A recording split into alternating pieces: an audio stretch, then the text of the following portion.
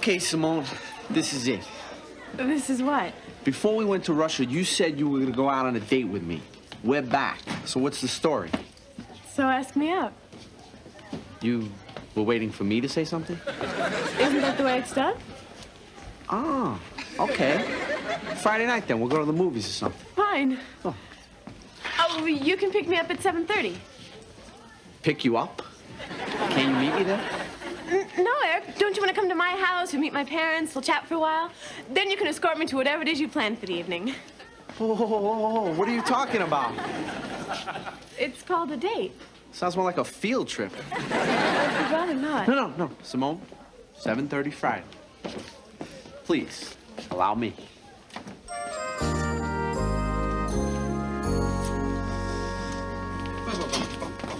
Ah, Mr. Moore, a fellow gourmet. You've been peeking in my brown bag again. Now, you know what I'm talking about. You're sophisticated. You appreciate good food. That's why I know you're going to love Stafford's Restaurant. Why? Because it's an exciting new dining spot, and it just happens to be owned by my brother-in-law. Oh, that's why. And as a special introductory offer, we're giving away these free coupons. You get 2 dinners for the price of 1. What kind of food is it? Well, what do you care? It's 2 for 1. Charlie, I've been there. It's continental. It's very good. You should give it a try. Hey, you see? Okay, maybe this weekend. Suppose I should ask for Mr. Stafford, huh? There's no Mr. Stafford. My brother-in-law's name is Heimlich. Let's face it, who wants to eat in a place called Heimlich's? Enjoy yourself. Ah, Coach Finelli, a fellow gourmet.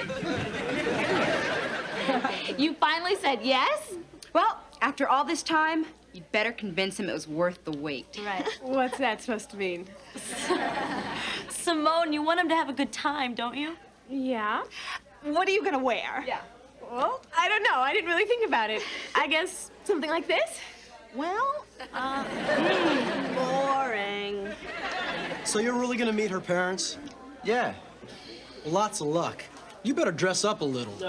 What's that supposed to mean? Well, do you have anything without zippers? Simone, you're not gonna wear your hair like that, are you? Well, I thought... Maybe I can lend you some makeup and we can highlight your cheekbones. Highlight? And it wouldn't hurt to bring flowers and rent a limo. A limo? Yeah, and better make reservations at a good restaurant. What exactly do you mean by good? Well, one where the condiments aren't salt, pepper, and a can of Raid. Simone, look, you'll be fine. Don't worry about it. Just don't do that thing that you do with your hands. Yeah. What thing? That thing. Oh, this is too much pressure. Maybe I should just cancel the whole thing. Oh, no, don't be a wimp, Simone. Just go and be yourself. Right. Okay. But in a mini skirt. Why am I taking dating advice from the Vienna Boys Choir?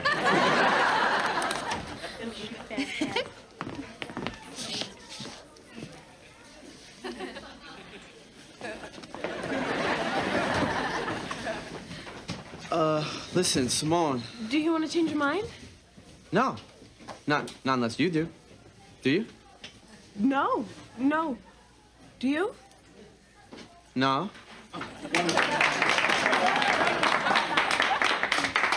Thank you very much.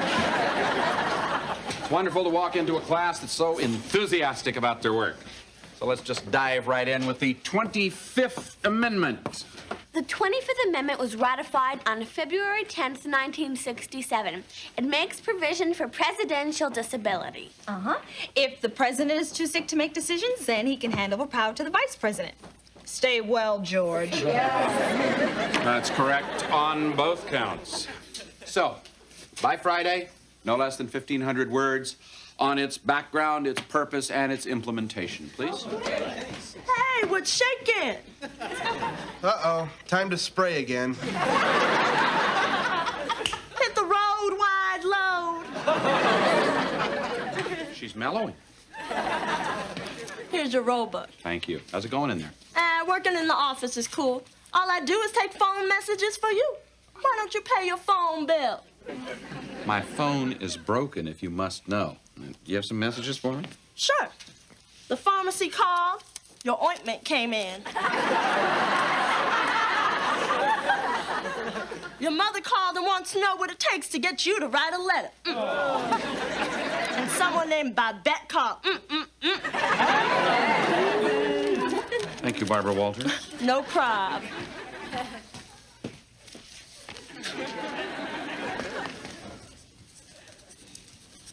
"25th Amendment, got it. That's our essay assignment. And now it's mine too.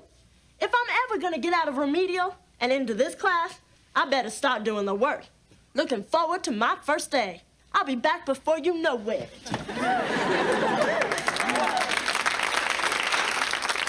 When she's back, somehow I have a feeling we'll know it.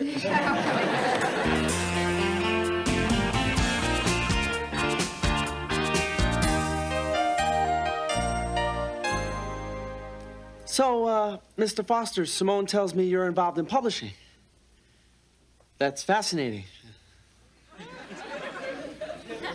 Exactly what area? Books. Writing, editing? Binding. Found any good books lately?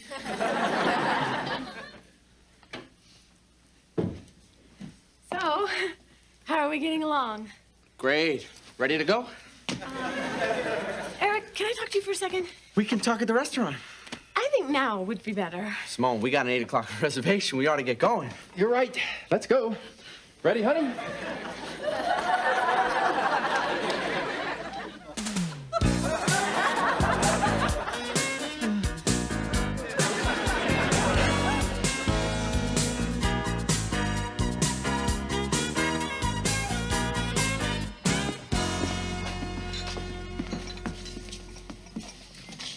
Eric, you're mad at me, aren't you? Simone, I'm not mad. I just didn't expect to be double dating with Mr. and Mrs. Marcel Marceau. I tried to tell you. Please, let's just relax and have fun.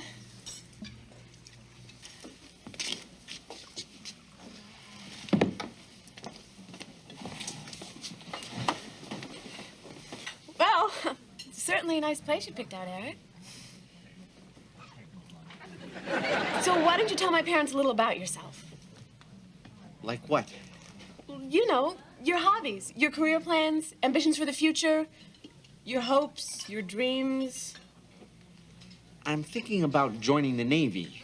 Any minute now.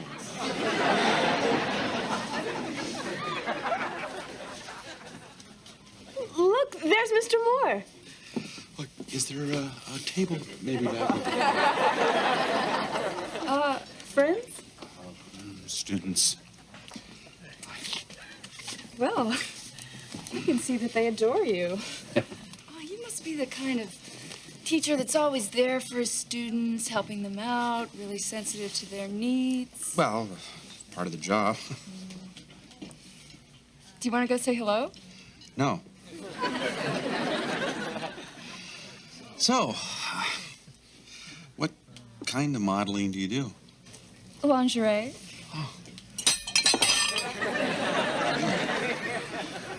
Please help yourselves to the salad bar. Hope they have jicama. Oh, we'll be right there. So, where were we? I think we were atop the Empire State Building at 3 in the morning, and you were wearing a teddy. Eric, what is your problem? My problem is at the salad bar. It wasn't my idea to invite them along, but I don't see what's so awful about them being here. We're a very close family. I guess they're just kind of protective. Oh, yeah, Simone. They're perfectly normal. Why do I feel like giving them CPR? Well, if you don't like my parents, I guess you don't like me either. And if you didn't want to be with me, you should have just said so. Fine, Eric. Have it your way. I don't want to be with you.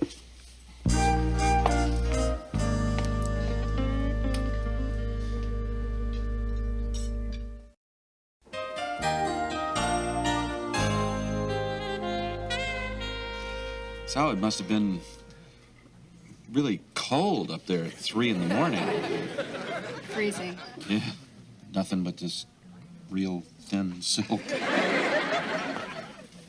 Very exciting salad bar. 3 kinds of olives. 3. Where's Simone? She went to the, Oh, the... Eric, may we speak frankly? Please, speak. We make it a point to meet anyone that Simone wishes to go out with. Oh, and I missed the wrong, right? Oh, no. Oh, you're just as she described you. I can imagine. She said you were bright, honest, creative. A bit difficult, but utterly charming, to be precise. We just wanted to see for ourselves. I don't think we'd be betraying a confidence to tell you that she's quite... Smitten? Smitten? Oh, very. Just like I was. Am with Mr. Foster. So we know you two will be seeing a lot of each other, and We're very pleased. And we want you to know that you're always welcome in our home. Wow. Mom? Daddykins? I have an unbelievable headache. I want to go home. Listen, Simone, we were just talking and... Really? I'd like to go home just this minute. Oh, absolutely, dear. I'm sorry you're feeling so ill. Eric, we'll have to do this some other time. So I was reading recently in the New York Times that garter belts were making a comeback. Yeah, it's amazing. All I ever get called for now is garter belts, garter belts, garter belts. Well, it'll certainly have an effect on the pantyhose industry, I guess. Hi. Hi. Listen, I got a problem. Well, why don't we talk about it Monday? Oh, right. You got kind of an intimate... It's cool. Okay. Eric? Wanna pull up a chair? Maybe just for a second. This is my friend Babette. This is my student, Eric. Eric, Babette. Hi. So, I guess the date didn't work out, huh? Sure, it worked out, Mr. Moore. Kind of like the Dukakis campaign worked out. I don't even know why I just don't give up on her, you know? I can go out with any girl at school I want. But there's just something about Simone, you know? She's different. She's so sweet. She's so sensitive. She's so Simone, you know? Now her parents like me, but she hates me. She won't even speak to me. The whole thing's just all screwed up. So what are you gonna do? That's why I'm sitting here. Eric. I know. Monday. No, now. Really. Simone's family is really a very important part of her life, you know? Well, I think you're gonna have to be patient. You gotta be sensitive to her needs. It's what every woman is looking for. I mean, it doesn't make any difference how macho you are. You know, you make a mistake, admit it. So you're telling me I should apologize to her, right? I'm telling you that you can get truly close to a woman if you allow yourself to be vulnerable. I'll call her. Bye. Wow. Yeah, sorry, I guess I kind of put a damper on the evening. No, that was just about the warmest, sweetest, most vulnerable thing I've ever heard. You know, I was starting to think you were some kind of underwear freak. But what you said was beautiful. It gave me a very warm feeling. Really? Maybe you should take me home. Maybe I should pay for the drinks first. Maybe you should hurry. Yeah.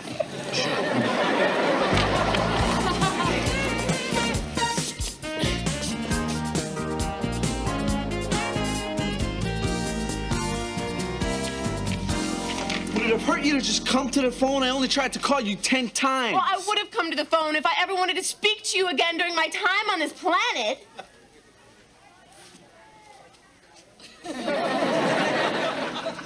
What's everybody looking at? My guess is the shattered remnants of your relationship.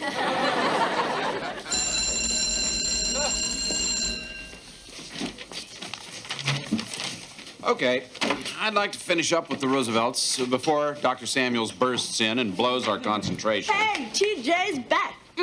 Well, it sure beats TJ's front. So much for concentration. Hey, man, it's Monday morning. Where's my paper? What's my grade? A C. Unless that stands for cool, then you've lost it. TJ, you had some real good stuff in there, but you must remember, in here, you have to go a little further. More research, more analysis. I realize that this was your first essay. I hear you. I just didn't cut it, that's all. I knew it. Well, I'm sure that with time... I knew I should have put in my notes from Senator Russell's comment on Article 2, Section 1. Damn. Article 2, you know about that? And I knew I should have put in the part from Sloane's column on the legislative intent and the report of the House Judiciary Committee and a bibliography. I'm such a dweeb. She read the Sloane column? I read all that stuff. I just didn't know it was supposed to be in the essay. Well, you know, TJ, you're actually quite erudite. That means smart. Actually, it means scholarly, stupid. Thanks anyway. Look, I tell you what. You want to redo the paper, I'll reconsider the grade. I'll have it to you by lunch. I'll be waiting for it. Back to the Roosevelts. Now, once the president had become quite ill, Eleanor took a much more public role, and it was truly an equal partnership. Simone?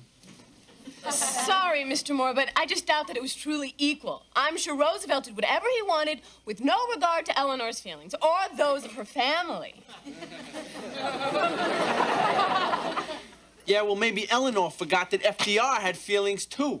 But then again, how could he explain them when Eleanor wouldn't come to the phone? Well, I'm sure Eleanor had more important things to do than listen to FDR's insults. Oh. Will you take this historical debate into the hall, please?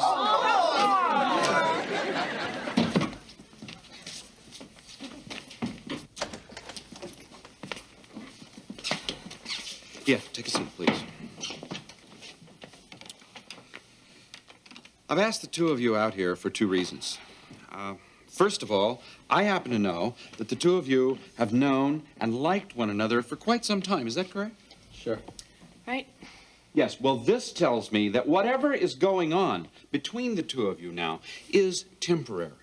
And I'm confident that once you settle your differences, you will once again be, at the very least, good friends. All you need is a quiet place to do that. Okay? Right. Sure. What was the second reason? I need a quiet place to teach my history class. So if you'll excuse me.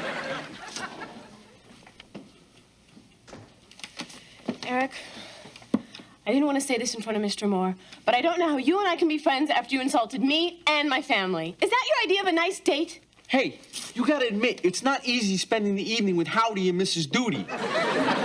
You're doing it again. Look, if you can't say anything nice, just don't say anything. Great, Simone, then that'll be four of us not talking.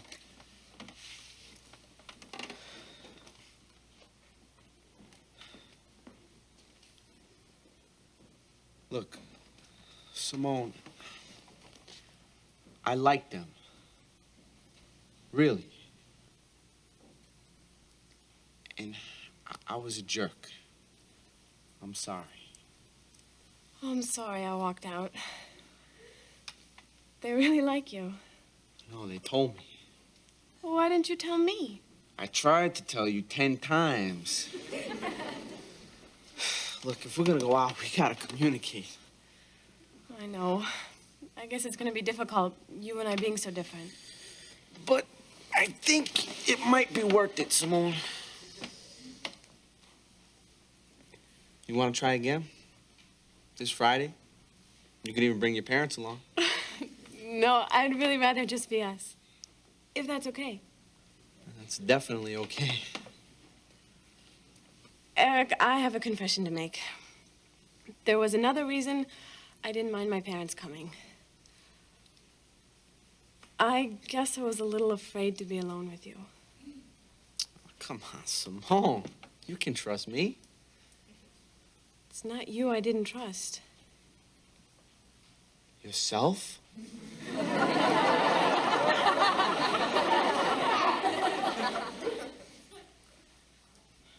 I don't think about poetry all the time.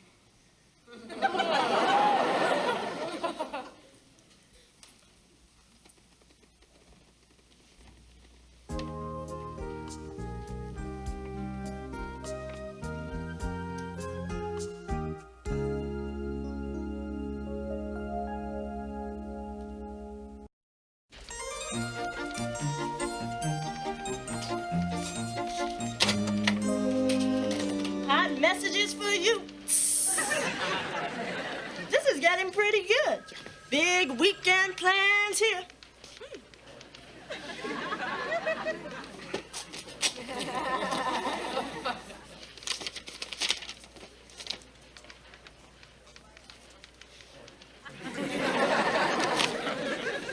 Nice doing business with you. All right, be polite. All right, Babette.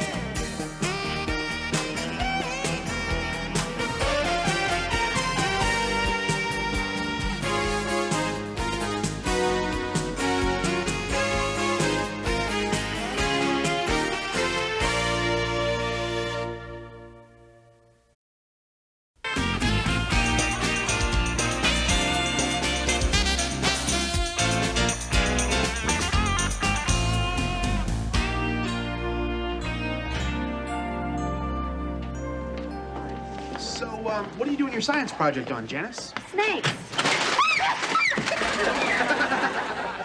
I love it, Janice. I tell you, the classics are always the best. Dennis, you made me tear my blouse on the locker door. It's ruined. You think that's funny? Well, yeah, come on, Janice. It's kind of funny. You owe me $180. Now, Janice, that's not funny. Dennis, my parents bought me this blouse in Japan. It is pure silk. I want my money. Get out of here. This isn't over, Dennis. I'm not some wimpy marshmallow you can just push around. Yeah. Like Arvid.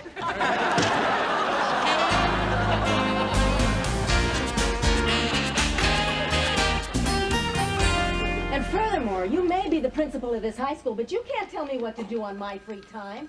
My life is my own. Pompous tub of guts. Is he like that all day long? Well, I heard that, Miss Merritt. Get in here. I want you to explain these requisition forms to this new art teacher.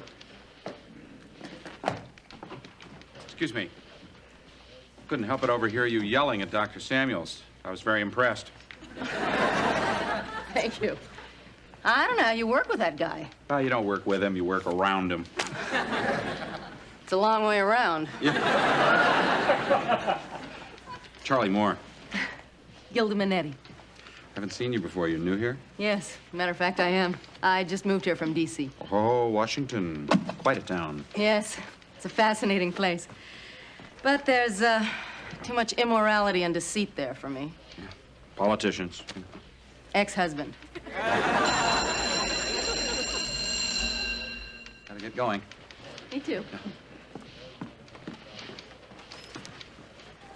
Look, how'd you like to have lunch today? I'm sorry, I can't. Well, okay, dinner tonight. I know this great little Greek joint just opened. Good food, music, dancing. I'm really not dating right now. I'm sorry if you're seeing someone. No, it's just...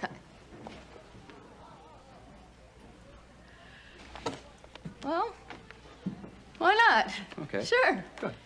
I'm staying with relatives until I can find a place of my own. I'll pick you up about 8.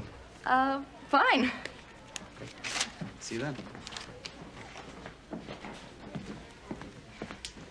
Why are you still here?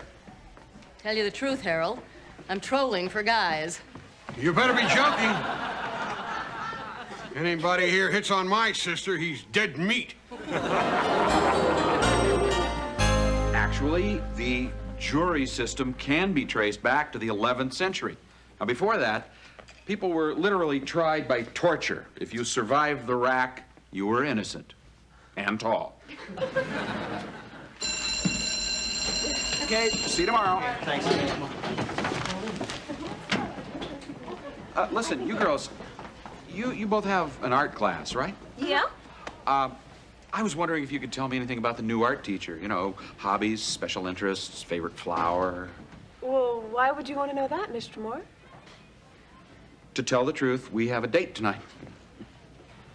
Well, gee, I wouldn't have thought Mr. Feeney was your type. Who's Mr. Feeney? The new art teacher. Then who is Gilda Minetti? I don't know. Oh, well, thank you. Oh, if it's any help, Mr. Feeney did mention he likes to hunt.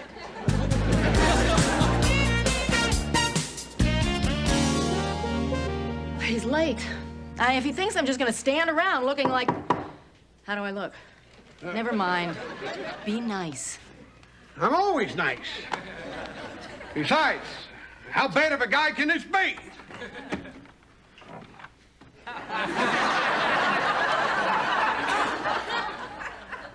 Please tell me you have a twin brother who's the principal of a high school. Charlie, well, you obviously know my brother. Oh.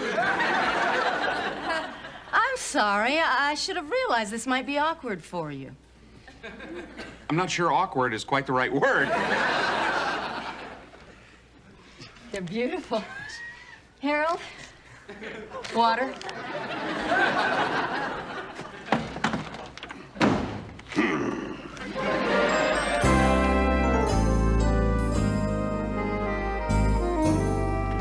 I know. I'm the same way on dates, you know. You tell yourself, relax, just be yourself. And then I sound to myself like I'm on National Public Radio. I know what you mean. Sit. I'm much more relaxed talking to 12 men in a jury box than I am to one man in the back of a cab. I'll say this, you really make criminal law sound fascinating.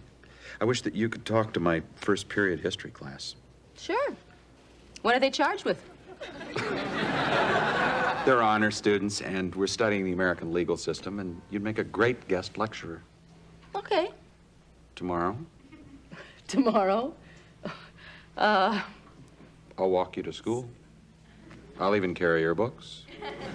Gee, you must really like me. Can't you tell?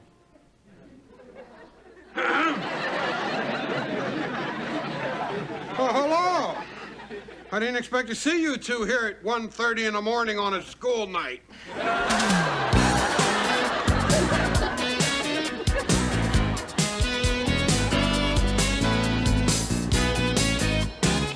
But how can you represent someone that you know is guilty? Ah, I don't know. As a defense counsel, I am ethically obligated to defend my client and provide him with the best possible defense, no matter what I think about his innocence or guilt. That's for the court to decide. After all, I could be wrong. What if you were defending Al Capone or Charles Manson or, Lizzie Borden? Yeah. Right. I mean, how could you defend murderers like them, people who are definitely guilty? Well, for one thing, Lizzie Borden was innocent. She was? She was tried and acquitted in a court of law. What about that poem? Lizzie Borden took an axe and gave her mother 40 whacks. If she were alive today, she could file a $20 million libel suit. You see how easy it is to assume something without proof? That's why we don't try people by opinion. We try them by the facts, by the law. Well, why don't we thank Ms. Minetti for an enlightening discussion? Thank you, Charlie. I enjoyed it. I always thought that the law would be boring, but not the way you talk about it. Are you working on anything interesting now? I have a murder case pending. It can wait. I want you to sue that creep over there. He wrecked my blouse. He wrecked my blouse. You could take him to small claims court. Great. Make a run for the border, Blunden. Oh, I'm shaking. I'm shaking. I have a question for Miss Minetti. You guys dating or what? Dating? Yes, I guess we are. Way to go, Mr. Moore. She sure is a lot cuter than Mr. Feeney, huh?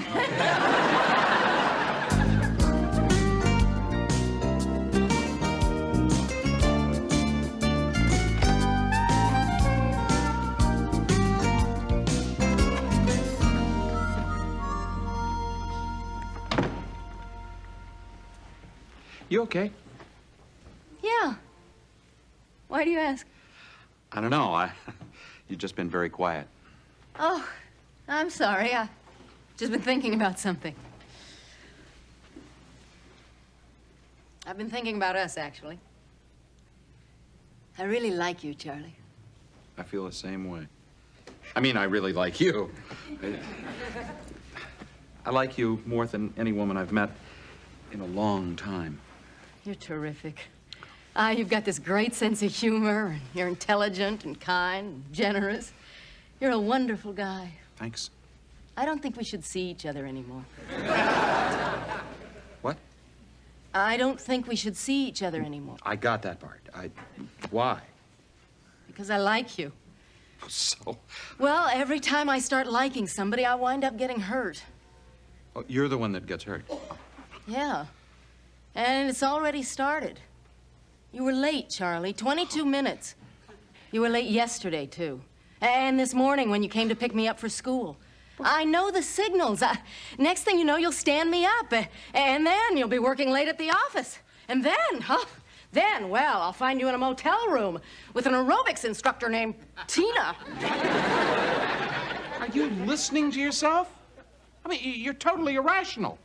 I am not irrational. I am a defense attorney. I think I know the difference between an intelligent discussion and an emotional outburst. You, get back in there.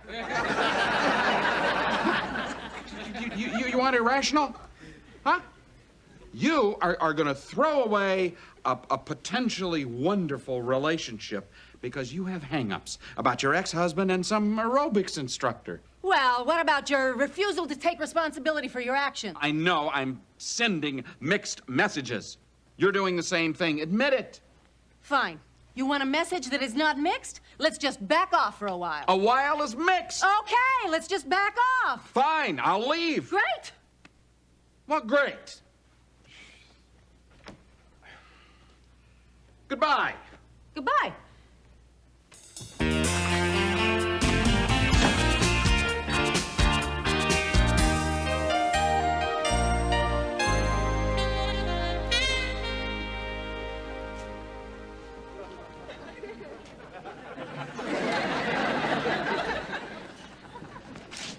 Oh, Dennis. See, now you're gonna push Janice too far. You can't hang her Captain Fuzzy Blue. This is her favorite. Hey, Arvid, this is just a subtle way of getting her to back off. Don't do it, Dennis. Mr. Moore, all I'm trying to do is... How do you like that? He didn't stop, he didn't take me aside, no heart-to-heart talk, no nothing. What kind of attitude is that for a teacher? Excuse me. Is one of you Dennis Blunden? Him. Dennis! What is it? A summons. You gotta go to small claims court, kid. What for? I don't know. Guess you stiffed somebody. Hey, I didn't do anything! Yeah, that's what they all say.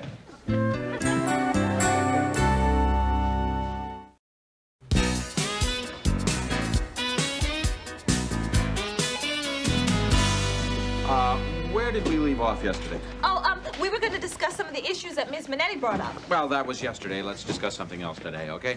How about the Supreme Court? You know, what's interesting to me is how justices often abandon their allegiance to the presidents who appointed them. It's a good point.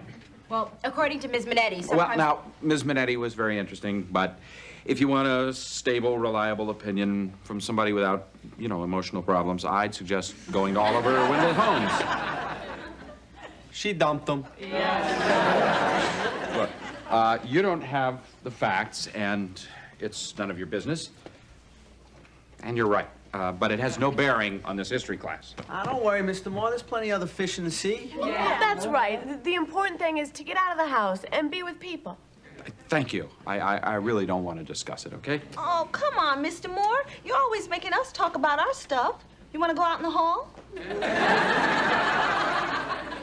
Okay, if you really must know, I was uncomfortable dating Dr. Samuel's sister. Oh, that's no reason to stop dating her, Mr. Moore. You remember what you told me when I said I didn't like Simone's parents? What's wrong with my parents? We'll talk about that later, Simone. Mr. Moore is having some emotional problems. No, I'm not. I'm not. Ms. Minetti has problems. All right, so I was late picking her up a couple of times. My lock stuck. Now, that's been sticking for a while, hasn't it? Yes. Well, why don't you get it fixed? Mr. Moore, you're repressing. You know, my therapist would say that being late is merely a subconscious expression of your reluctance to make a commitment. On the other hand, he could just have a cheap lock. You've seen where he lives. Thanks. That's enough. I'll be fine. Of course you will, Mr. Moore. And look on the bright side. It's a lot easier to get into a movie theater on a Saturday night when all you need is one seat. Take it from him. Thank you both. Thank you all.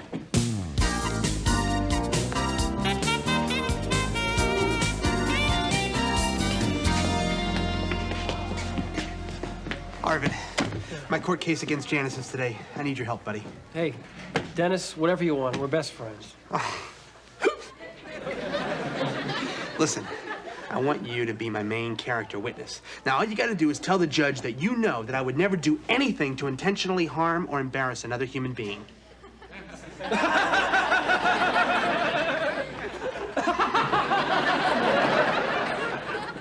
Hey, Giorgio, wanna be my friend? No. But thanks.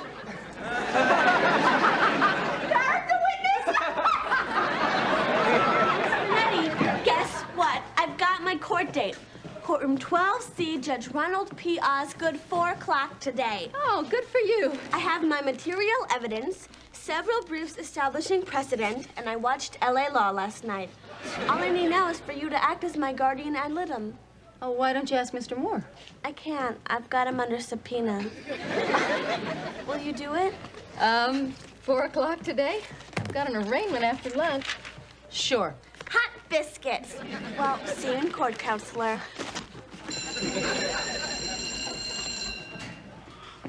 Hi. I'm just here because Harold got some of his paperwork mixed up with mine last night. Be pretty hard to defend a man on armed robbery charges with Larry Finbart's report card. What about you? I work here. Right. Bye. Bye.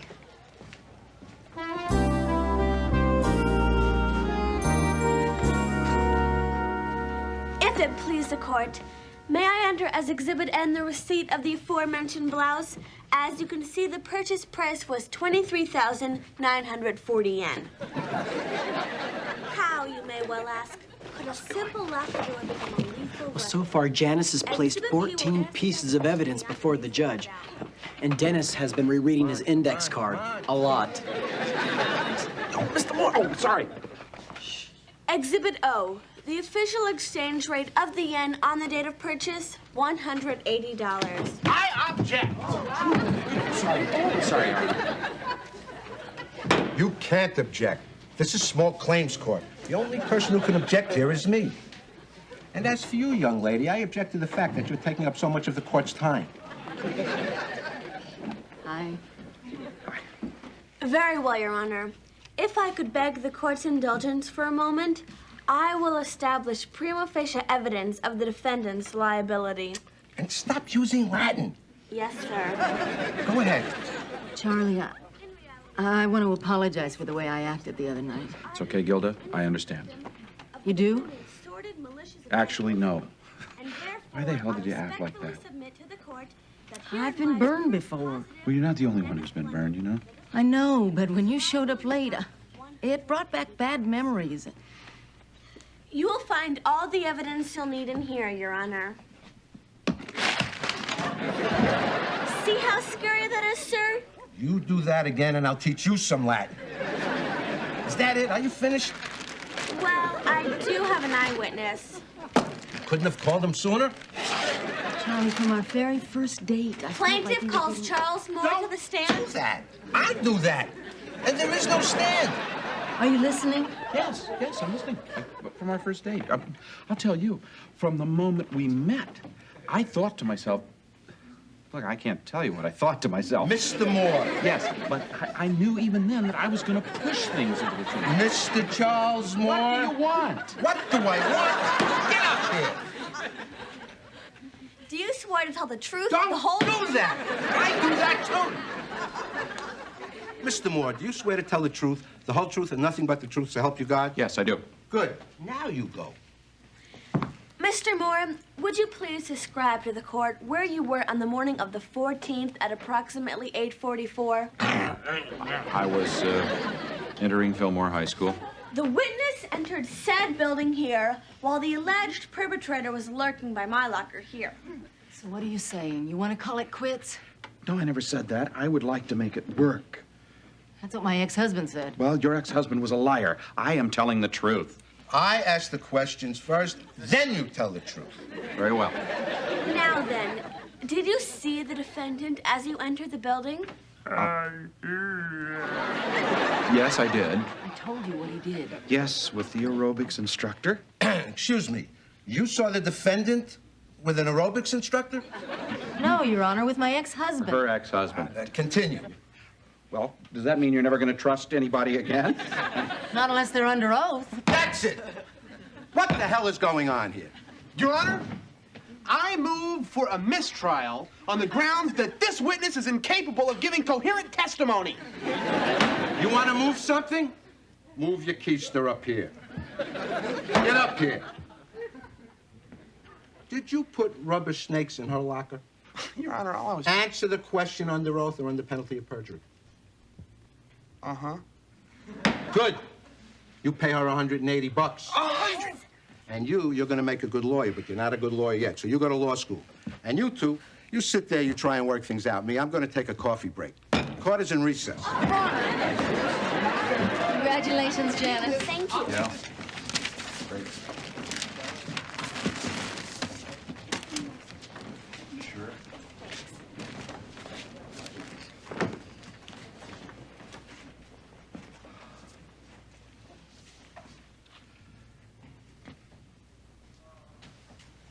Well, why don't you tell me what you want? I don't know. I just know I'm scared. I'm scared too. But I'm not going to let that come between us, whatever our relationship turns out to be. So, I don't know what else I can say. Sooner or later, it comes down to having a little faith. You still under oath? Yeah. Well, I guess that's as good as it gets. Want to have some dinner? Yeah. Okay.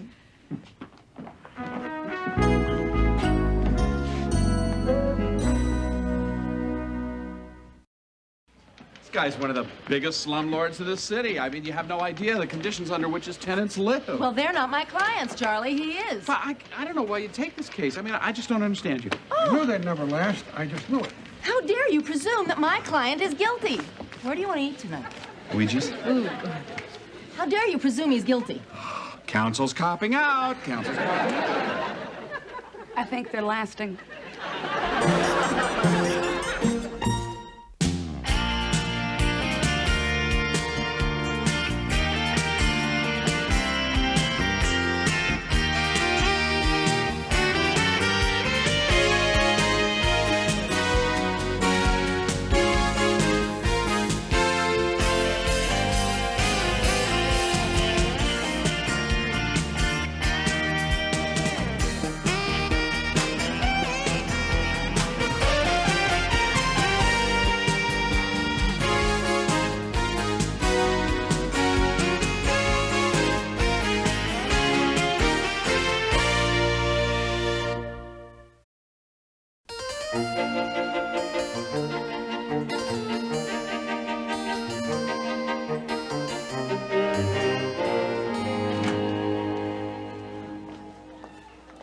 Hey, Arv. Hi, Dennis. Oh, don't look, it's Pauline Scott. Got it. You owe her money, right? No, I like her. Oh, not bad, Arv. You know her? Well, we met last night at the Sigmar Bergman film. We just talked for a minute, and she's very bright, especially when it comes to movies. Arvid, don't be so shy. Go talk to her. Okay. But I've got to do this with style and sophistication. Right. I'll handle this. Hey, you! Yeah, you! Come on. My friend here wants to talk to you. Beat it. Dennis! Go ahead, Arvid. Talk to her. Hi. How did you enjoy the Bergman film last night? Great. The Virgin Spring is one of my favorite films. Yeah, I'm waiting for the sequel. Get Lucky Summer? Anyway, Arvid is a real genius when it comes to films. You ought to hear him talk at our Film Society screenings. Film Society screenings? Really? I didn't know there was a film society at Fillmore. Dennis is just... Just the projectionist. Arvid here is the president. I'm impressed. And I'd love to join. When is your next meeting? Tuesday. So soon? Yes, Tuesday. I recall. Great. I'll see you then. Ciao. Ciao. Film club? Tuesday? Arvid, I just did you a huge favor. Tuesday could be your lucky day. Don't blow it, pal.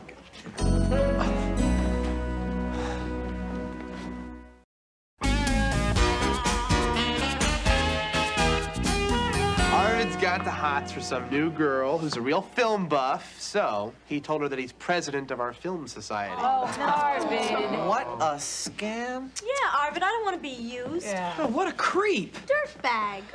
No, wait a second. Let's not be too hard on Arvid. Well, I think it's kind of sweet and romantic what you're doing. Yeah, I mean, maybe she's right. Besides, a film society might give us an opportunity to see some films that we haven't had a chance to see. Yeah. You know, maybe we could show some Indian films. Sure we could. Broken Arrow, Son of Paleface, Harry and Tonto. No, I was thinking more of Patra Panchali, Gopi Jan Bajabin. Yeah, me too. Good morning, everyone. Morning.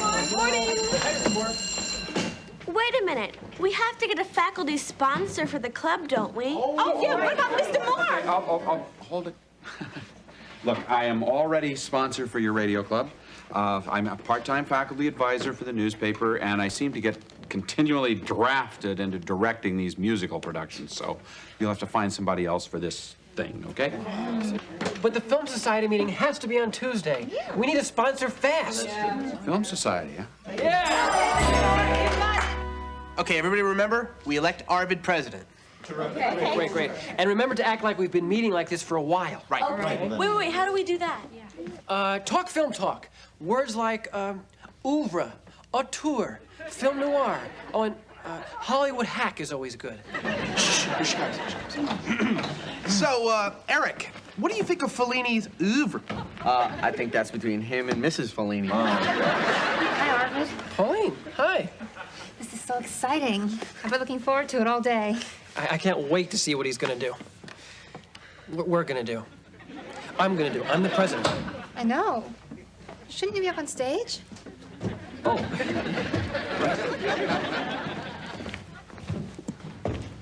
Hi, Arvid.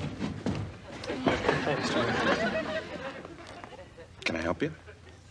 I just wanted to, check the podium. Solid.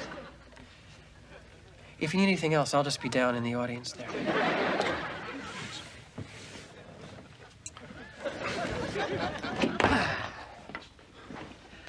I always like to let him start the meetings, you know, politics. Well, I guess we might as well get started. So I'd like to begin by welcoming you all to the first meeting of Fillmore's new Film Society. No. I thought you said... We had to dissolve the old one. I guess the first order of business should be electing a new president. I thought you were president. I am. I just like to, you know, let them re-elect me every so often. It's just a formality. Any nominations? Anybody want the job? I'll do it. No, Janice has a right to run for president of the Film Society. Oh, forget it. I thought you meant President of the United States. Okay, anybody else? I rise to nominate a man whose passion for film, though recent, is second to none. A man who has written over 400 letters protesting the use of colorization. A man who puts the film in Fillmore. Your very own Arvid Engen.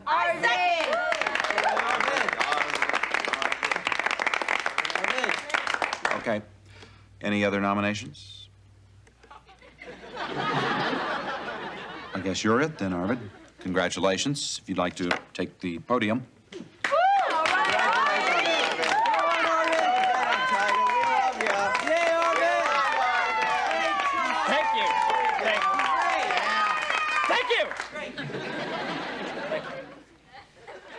Well, I see a lot of new faces out there. So why don't we welcome our new members? Will all those attending for the first time please stand up?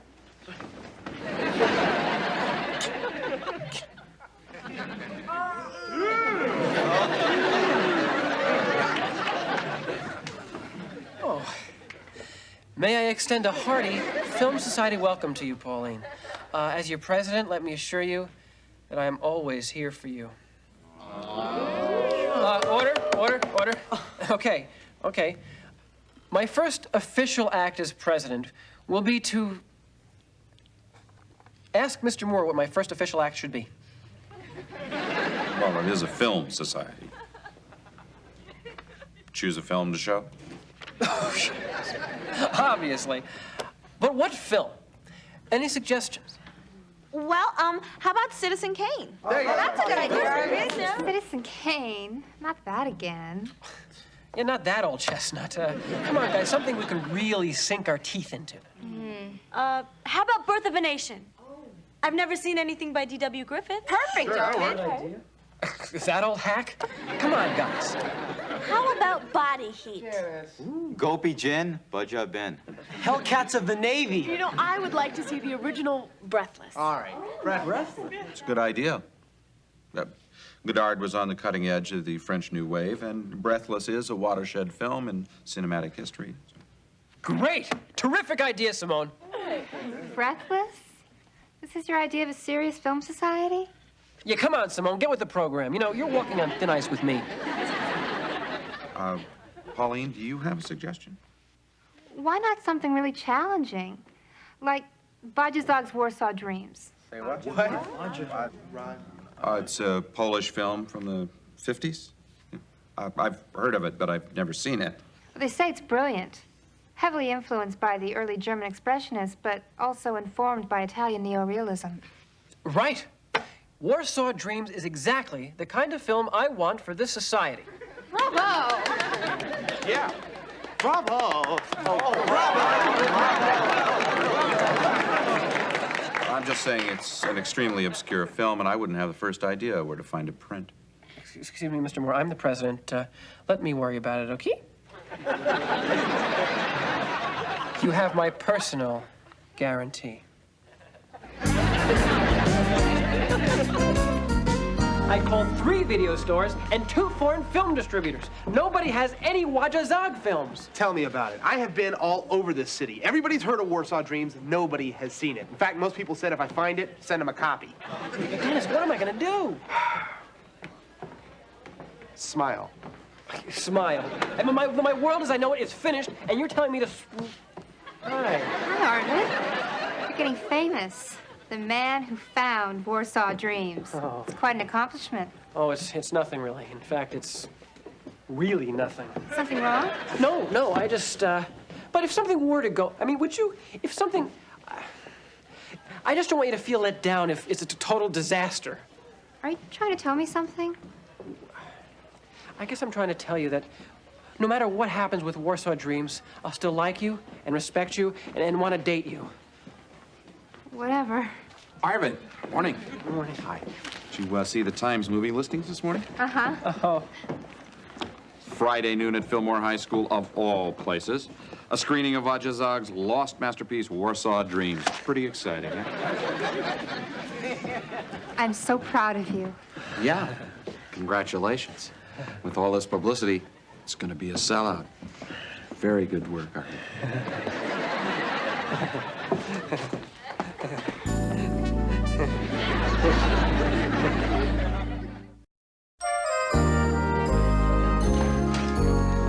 Mr. Moore, can I talk to you about Warsaw Dreams? Sure. Listen, where did you find it? I didn't. Well, I think... What? I can't find the film. What do you mean you can't find the film? Well, There is no film? Not one copy in the entire city. Dennis told me you had it. I know. And someday when I have a car, I hope to run him over. Well, we put up posters, we sold tickets. I notified the newspapers. I invited Rex Reed. Oh, I know. This is going to be really embarrassing for you, Mr. Moore. I'm sorry, I really am. No, I think it's going to be far more embarrassing for you. You're the president of the film club. I'm simply the former faculty advisor. Now, you were doing this just to impress Pauline, right? How did you know? All right, look, you saw the movie 10? You remember Dudley Moore goes to a dentist and ends up suffering through a root canal just to find out where Bo Derek is going on her honeymoon? Yeah. I would never underestimate what a man will go through for a woman. I'm sorry, Mr. Moore. Well, so am I, Arvid. I think your idea of a film club was a good one. Too bad it's going to come crashing down before it even gets started. Not necessarily. What? We have 2 days left. If you all work together, maybe you can pull Arvid out of this mess. Well, if we can't find it, what are we supposed to do? Look, you're the IHP. You're research rats, right? Janice, you can start at the library. Look up, old Polish magazines and newspapers. Find out everything you can about this director, Zog. I know you read Russian. Do you read Polish? I'll learn it tonight. I guess I could give the Polish embassy a call. That's a good idea. I'll hit the Museum of Modern Art. Nothing. We looked everywhere. Yeah, we found all kinds of raves about Warsaw Dreams, but no one could tell us who the distributor was. Yeah, sorry, Arvid. Sorry, man. Sorry. No, really sorry, Arvid.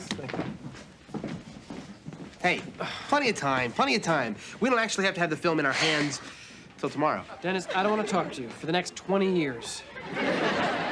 Janice, did you find anything? Sorry, Arvid. I need at least the weekend to learn Polish. All those Z's are tough.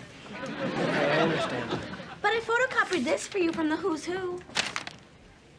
Wojciech Zog left his native Poland in 1965 to try his luck in Hollywood. After being fired from the set of The Munsters for coming to blows over creative differences with Al Grandpa Lewis, he left Hollywood. He was last known living in New York. Great news, huh? There's 10 million people living in New York. Arvid, wake up. How many Zogs can there be? How do I know? 1. Zog's Fine Tailoring. I am Wojciech Zog. No. We're looking for Wojciech Zog, the filmmaker. Film, schmill, making movies, making suits, it's all the same. It's all in the cut. Anyway, what I can do for you? We're looking for a copy of Warsaw Dreams for our film society. Ah, yes, Dreams, my greatest triumph. Film critics went crazy nuts over it. Film students sent me papers about its symbolism. Universities wanted me to lecture. Mamie went door and kissed me. Oh, it was something, let me tell you. It sounds fantastic. Do you have a copy? No, I never made it. What? It doesn't exist. It was only a little bit of film and a lot of talk. I mentioned it once to some snot-nosed young critic, Rex Reed. I was trying to raise money to finish it. Next thing I know, he writes about it in some film journal. Pretty soon, it snowballs, everybody's talking. Turns out to be the best movie I never made. All right, wait a minute. Do you have anything at all of what you shot? Bits and pieces. I told you, it's an unfinished movie. No, wait. I do have a completed Monsters that's not too shabby, if you like. But I'm not responsible for the grandpa scenes. Listen, we'll take it. The movie, not the Munsters. Take it, borrow it, burn it. We got it. We got it! We got what? It's an unfinished film. Oh, Arvid, who cares as long as it's Warsaw Dreams by Vajra Zog?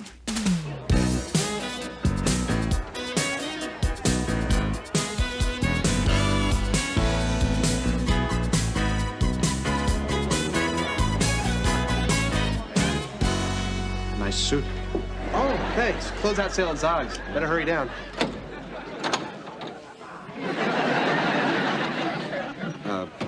Looks like we're gonna have a full house.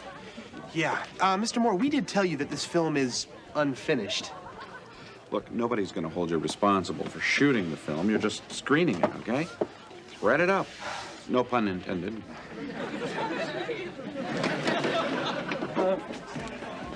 Attention, your attention, please. The film is about to begin. If you could please be seated, please.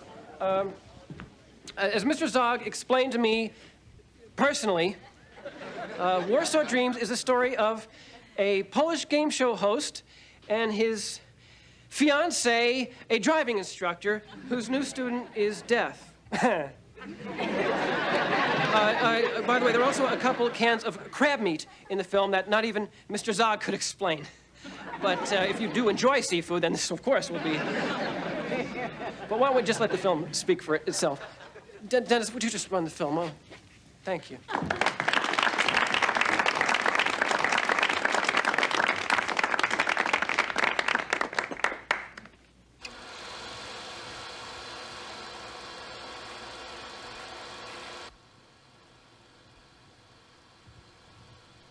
Готово? Готово. Начали.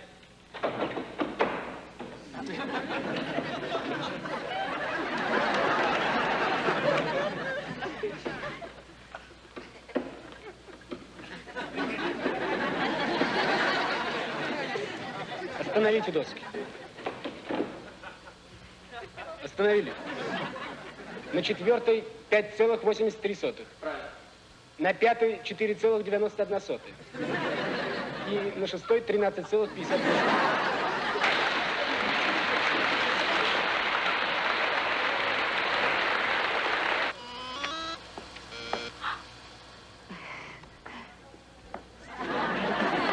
Пожалуйста.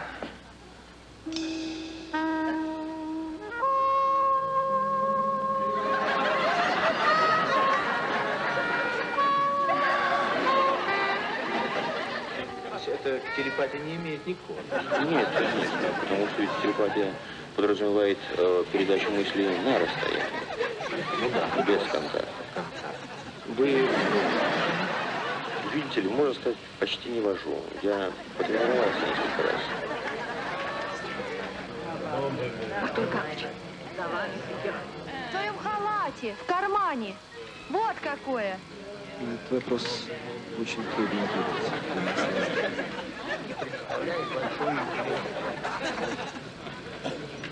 Известно уже давно. Оно изучалось еще в 30-е годы.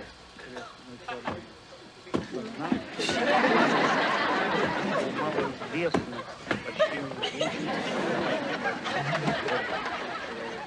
Его мозг и представляет большой интерес.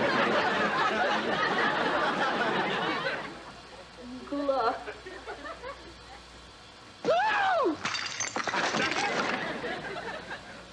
Чем он? Я тебя плюну! Громче. Спорит мглою будней. Сей праздный звон. Всем кажется...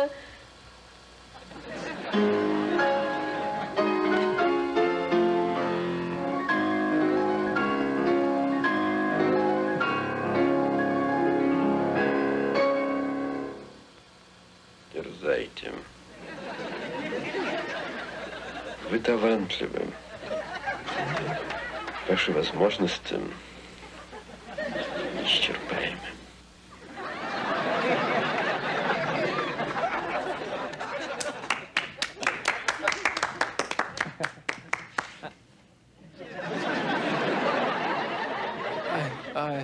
Thank you for coming.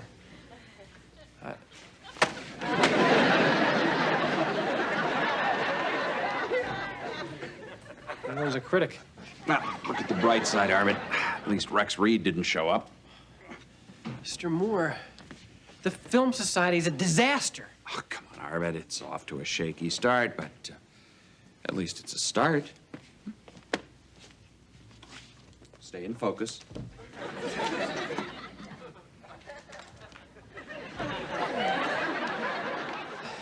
Can you believe these cretins walking out of a Wajda Zog film? I mean, these people are filmic morons. I know. I mean, I loved the symbolism of death as a driving student. Great. I didn't quite get the ending. Oh, well, that was what that was all about was that Zog. Whew! What a giant. Arvid, I'm sorry everyone took a hike. Well, at least you stayed. That's what's important. Oh, I stayed because you stayed. Well, I stayed because you... Wait a minute. Did you like the movie? Did you? Only if you did. Well, I'm not really as much of a film freak as you are. I mean, you're so smart about films. I wanted to impress you. I hope you don't hate me. Hate you? I know less about films than you do. I just did all of this to impress you. You know what I hate? I hate Warsaw Dreams. Me too. Oh, maybe giving your girlfriend crab meat means you're engaged. So what do you like? Oh, Dumbo. I love Dumbo. Really? Let's go rent it. Okay. Remember that part when Dumbo was in the tree with the crows? Oh, I love that part. Oh, and when the zookeeper takes Mommy Elephant away. I cried. Oh. Remember that cute little mouse? What was his name? Timothy. I named my blankie after him.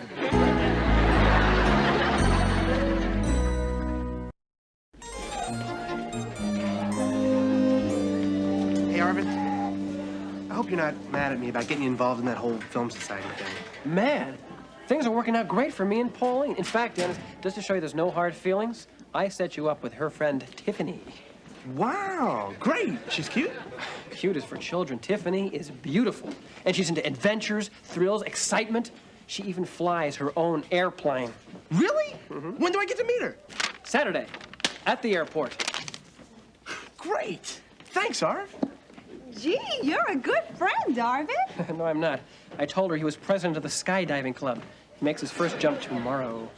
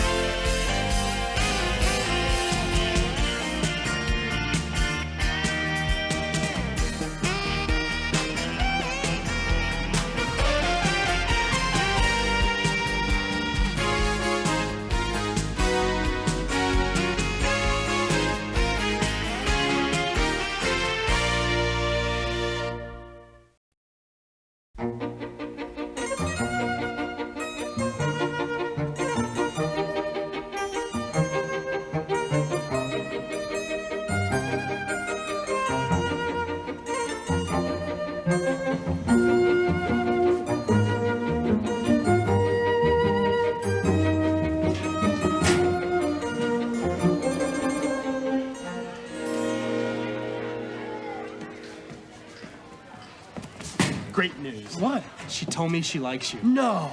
Yes. Me? You. Wow. Go. When? Now. Oh. Hi, Vicky. Oh, hi, Eric. Arvid. It's Arvid. Oh. Right, sorry.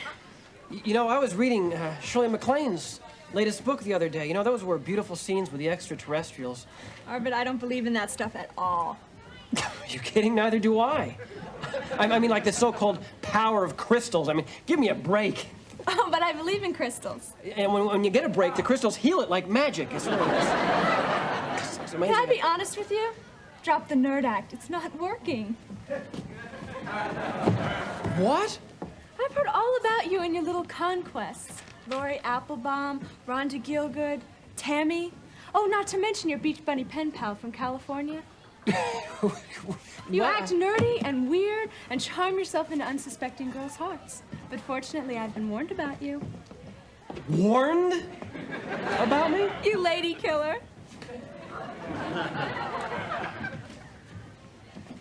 You set me up. No. Yes. Me? You. So? You're dead. When? Soon.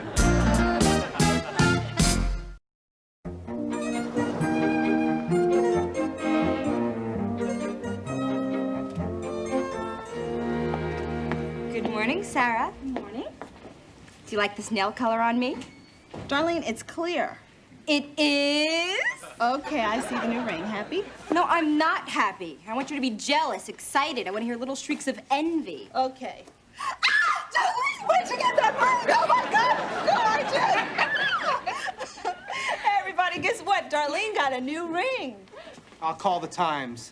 Another one? Does this happen often? She's running out of fingers. How many rings does she have? Let me put it this way. If she were Jewish, she'd be Sammy Davis Jr. Whoa, nice rock. Thanks. It's Darlene's. Yeah?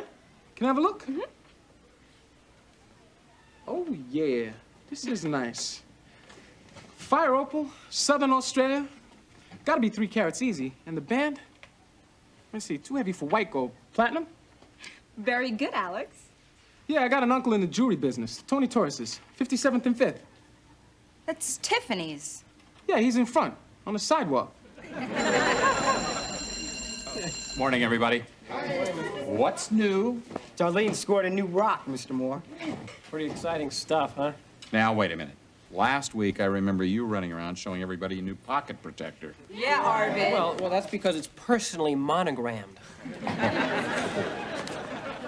New ring, huh? Another one. That's not just another ring, Mr. Moore. That one has sentimental value. It belonged to my grandmother. Well, it's very nice. Tomorrow, I'll bring in my mood ring. Okay, Darlene. You wore me down. Can I try it on? Well, please. Of course, we learn from our mistakes. And now we choose our vice presidents much more carefully. Chapter 9 for tomorrow. See you then. Come on, Darlene. I want to check out that new guy with the locker at the end of the hall. Oh, is he fine? I think I saw him. He has a mustache, right? No, that's the shadow from his nose. Here you go, Mr. Moore. Unbelievable. You know, I haven't been getting my paychecks. Now, the Board of Education notifies me I'm dead. So's Elvis, but he's still making money. Okay, well, I'm going to see Dr. Samuels, have some of those famous last words. Mr. Moore. Could I get used to this? Yes. Yes, I could.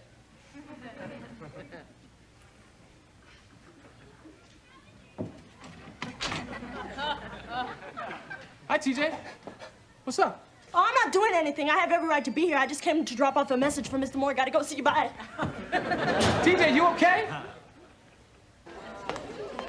Listen, Sarah, can I have my grandmother's ring back now? What? What are you talking about? I put it back on your desk. I thought you took it. Oh, no. Hi, Alex. Hi. Where is it? Where's what? My grandmother's ring. You left your ring in here? Come on. You haven't seen it, have you, Alex? No, I just came. No, I haven't seen it. Look, I gotta go. Oh.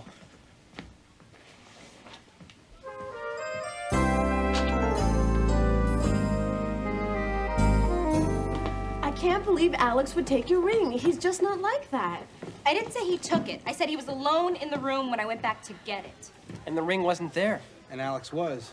So that doesn't prove anything. Well, obviously we know it wasn't one of us who took it, right? I don't know that. Sorry, darling. We gotta go. Look, I don't care what his reasons were. That ring is important to me. Darlene, a man is innocent until proven guilty. You can't go around accusing a guy of stealing without proof. Arvid and I will now break into his locker and get you the proof. Come on. Well, Dennis! Charlie, how did it happen? Was it a heart attack? A horrible boating accident?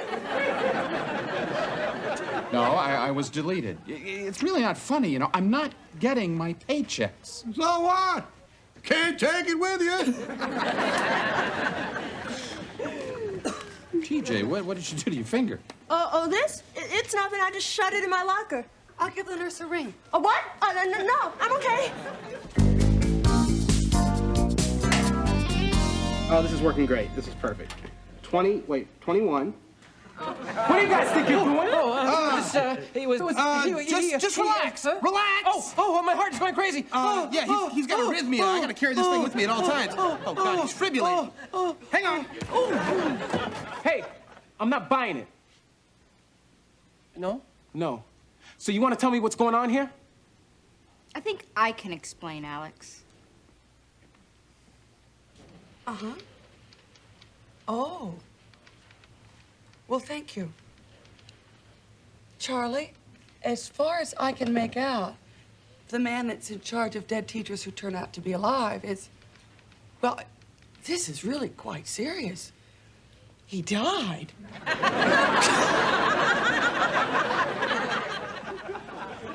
So you think I took your ring? Well, I guess that shouldn't surprise me. I know exactly what you were thinking. Oh, he's a Puerto Rican kid. He's been around. He's worked the streets. Oh, you can't trust those people. No, it's not that we don't trust you. It's just that we don't, Believe you. Oh, I get it. It's easy to put the blame on me because I'm new. Well, I didn't take your ring, Darlene.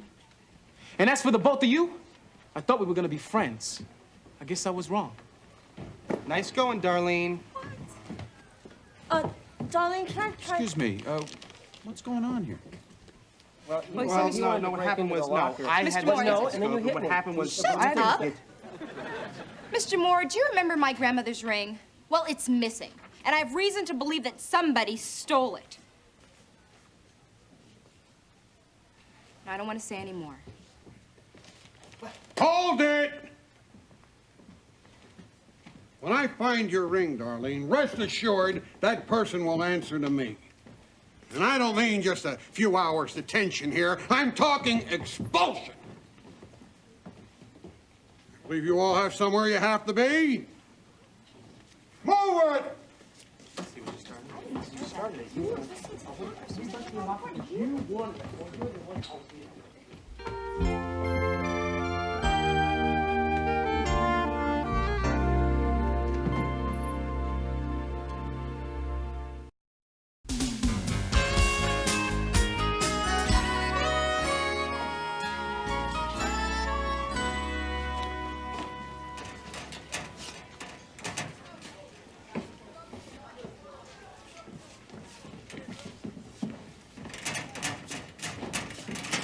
Hi, TJ. How's it finger? Oh, this? It's much better. Overnight? Yeah, I soaked it. In what? You know, finger soak.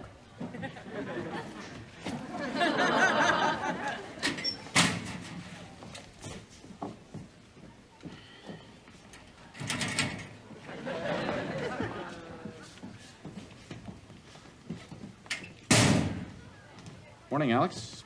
Yeah, great. What's wrong?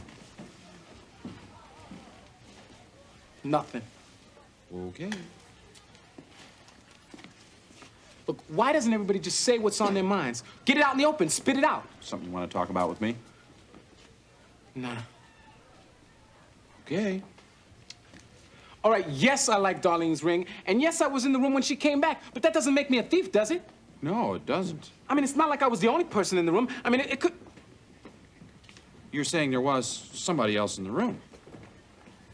I'm not saying anything, except this. I've never stolen a thing in my life, Mr. Moore. I mean, you can believe that or not, but it's true. I believe it. I mean, if the rest of the people want to believe that I'm a thief, well, let them. I know I'm not, and I know the truth. And the truth is, you know who did take the ring. Look, I'm not going to point a finger at anybody, unless I know for sure. I mean, there's been enough of that going around.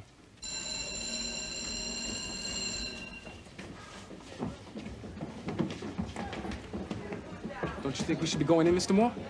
I mean, you can't be late. Oh, well, that's all right. You probably haven't heard I'm the late Charlie Moore.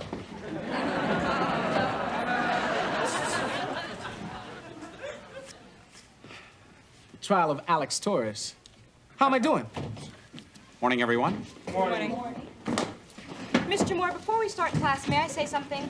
Certainly. Well, I'd just like to say that after thinking it over last night, I don't want to see anybody get into trouble over my ring. I'm not interested in seeing anyone punished or expelled. All I want is to have my ring back. And anyone who sees to it that it is returned, well, there'll be no questions asked, and we can put this whole unfortunate incident behind us. Thank you. Thank you, Darlene. I'm sure that everybody hopes you'll get your ring back soon. I think that we're going to spend a little time this morning discussing the American system of jurisprudence. Oh, yeah, Mr. Moore. You mean the radical idea that a person is presumed innocent until proven guilty? Yeah.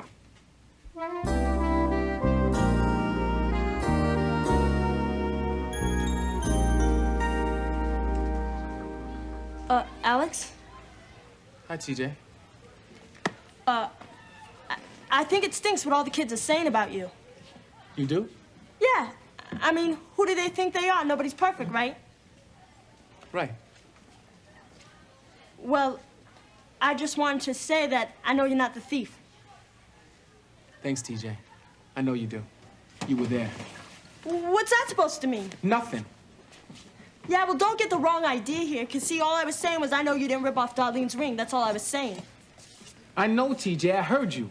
Yeah? Well, someone could get from your tone of voice that maybe you thought I knew something about the ring. Now, why would I think that? Yeah, why would you think that? You got anything more to say to me? No? Catch you later. Hey, what's that supposed to mean?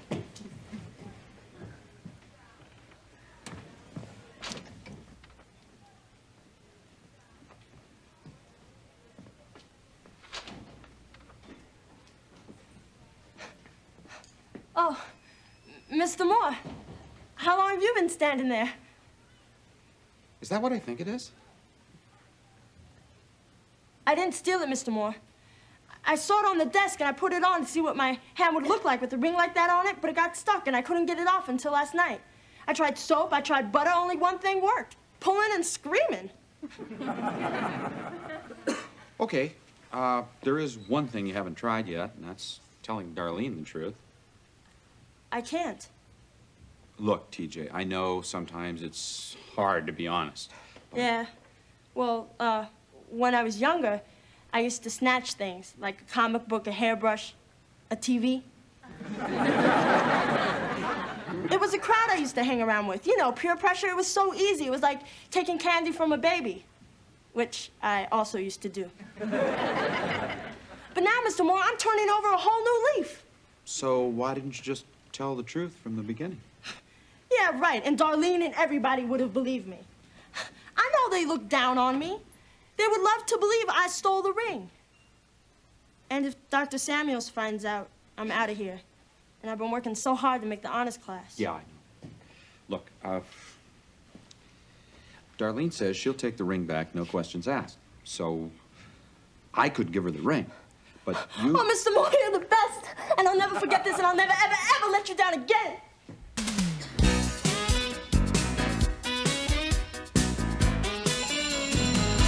At last, the day of judgment has arrived. I want to hear about these cases you've chosen to illustrate miscarriages of justice. Simone?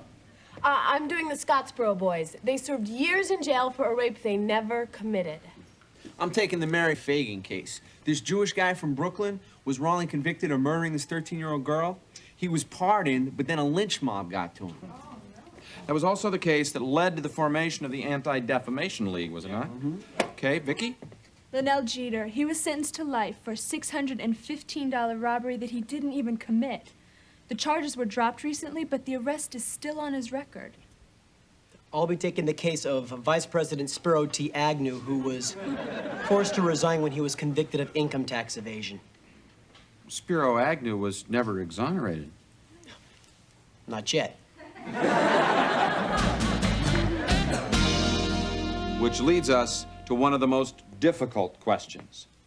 What do we, as a society, do to compensate someone who has been wrongfully convicted, or incarcerated, or even executed? Exactly. Which reminds me, Darlene, I think this belongs to you. Mr. Moore, my ring, where'd you get it? No questions asked. You're right, Mr. Moore. What difference does it make anyway? The only thing that matters is that I've got my grandmother's ring back. Thank you. I didn't take it. Darlene, has nothing we've discussed here registered with you? I mean, the Scottsboro boys, Linnell Jeter, Randall Adams. They didn't take my ring. He did. Wait, I didn't tell you about my report. It's gonna be about me, Alex Torres, accused, tried, and convicted of stealing by the IHP. It's a good thing you guys don't have a rope. TJ, I bet you have something to add to this, huh? No. I'll be right back. TJ, wait a minute. Do I have chump tattooed on my forehead? Does Alex? No. Then why is it you're letting him take the rap for you? Mr. Moore, I'll thank Alex later and tell him I appreciate what he did. Will that satisfy you? Well, we're not doing this just to satisfy me. Okay. But I can't tell Darlene in front of the whole class. You gotta understand that. Okay. Darlene, you want to step out here for a moment? Mr. Moore, don't go. That girl has Lee press-on claws. Yes? Well, I think TJ has something she wants to say to you. Are you gonna talk or play charades? I'm the one who took your ring. You?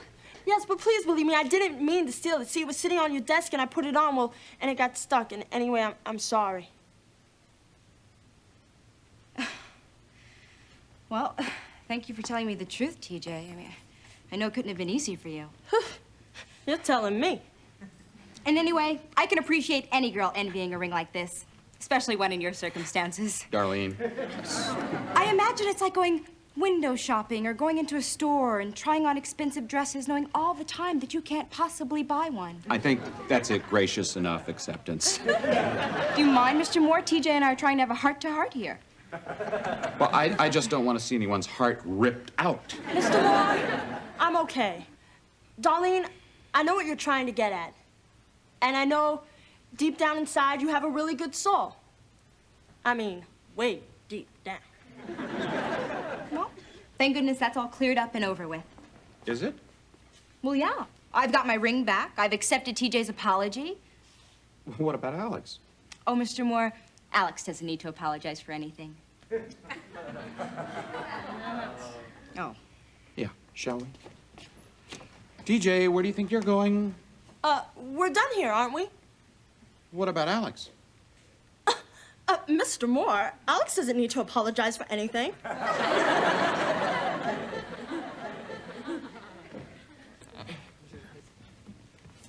Okay. It's been brought to my attention that, I think maybe a little louder. It's been brought to my attention that maybe we all were... We? I was a little hasty in accusing Alex of taking my ring. It turns out it was TJ who found it and was afraid to return it. Isn't that funny? Anyway, now that everything's said and done, I think that I owe Alex a huge apology. And I wouldn't blame him if he didn't accept it. I just hope that you know that I'm sincere. I'd like to say something to Alex, too. Yeah? You took the heat for me, and you didn't have to. And, well, thanks.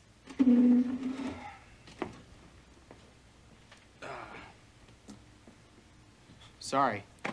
Sorry, Alex. Sorry. Excuse me, folks. It's not going to be quite that easy. Now, for 2 days, you've been calling this man a thief. So now you're going to have to come up with a way to give him back his reputation.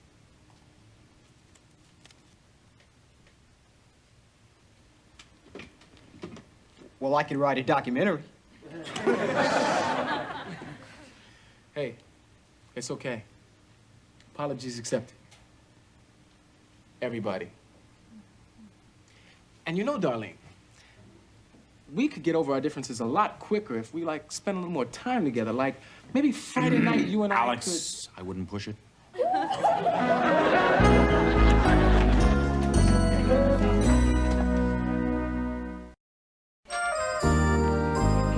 Charlie, good news. The Board of Education has notified me you're alive. Great!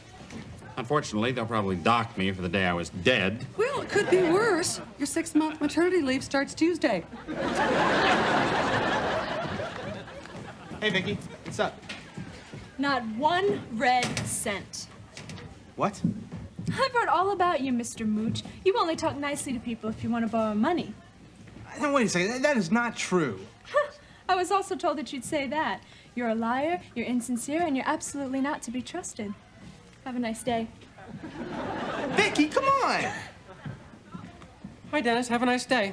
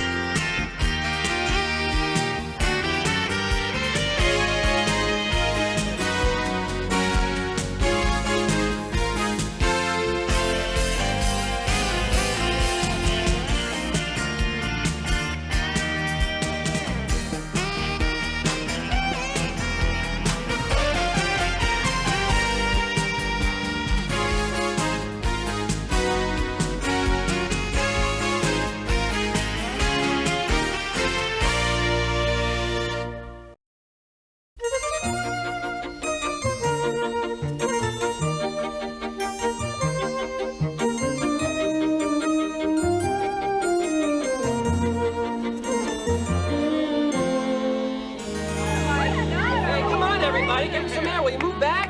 Give him some room. He doesn't like the feeling of being crowded. He's mildly claustrophobic. If he's claustrophobic here, he ought to love the space shuttle. Oh, hey, Babalu will be fine. He won't have you guys around to bug him. All right, Babalu, time to pump some iron. Let's go. What's this? Relax, big boy. That's right. Here's your barbell. No way. Oh, Oh, He's really lifting weights.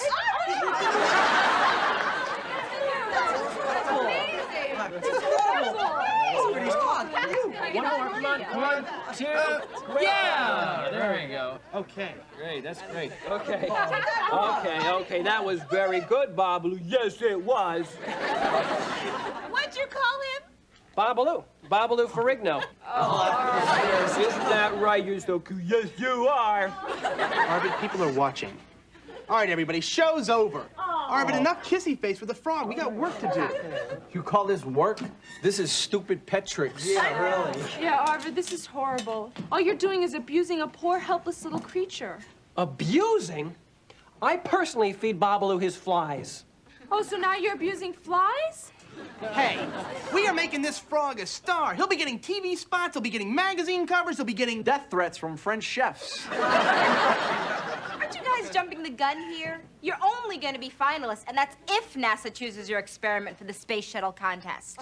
If? This is major. We are studying the effects of exercise to counter the atrophy of long-term weightlessness by using Amphibia annua rana catspiana. Oh, what? a bullfrog to you. How'd you guys come up with this idea anyway? Yeah. Well, I was sick in bed with the mumps, and I started thinking, I'm not getting any exercise. And then I started thinking about space, and it just came to me. The math, the concept, the frog, the machines. So why'd you bring Dennis in on it? Yeah. Why? You have to ask why? Yeah. Yeah. Tell them why. Well, Dennis helped out with all the electrical stuff, and you know I love working with him. We're a team. That's right. Well, it's all a joke anyway. I mean, what are the odds of their project being picked to go to Houston? Yeah. About the same as me being struck by lightning. Dennis, Arvid, we just got the word. You made it. You're in the finals.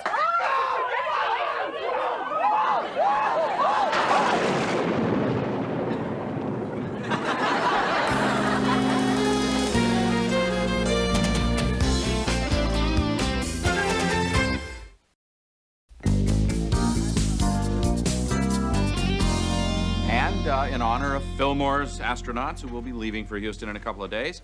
Today's lesson, with the help of a little modern technology, will concern itself with this book by Colonel Buzz Aldrin, one of the first 2 men on the moon. Wow. Hey, there he is. July 20th, 1969. Right. Now, here's a question.